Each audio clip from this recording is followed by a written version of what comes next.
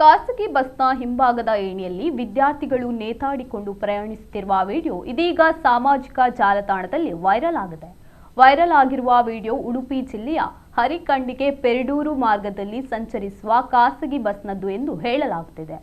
ಬಸ್ನಲ್ಲಿ ಅತಿಯಾದ ಜನಸಂದಣಿ ಇದ್ದ ಹಿನ್ನೆಲೆಯಲ್ಲಿ ಕೆಲ ವಿದ್ಯಾರ್ಥಿಗಳು ಬಸ್ನ ಹಿಂಭಾಗದಲ್ಲಿರುವ ಏಣಿಯಲ್ಲಿ ನೇತಾಡಿಕೊಂಡೇ ಪ್ರಯಾಣಿಸುತ್ತಿರುವ ದೃಶ್ಯ ವಿಡಿಯೋದಲ್ಲಿ ಸೆರೆಯಾಗಿದೆ.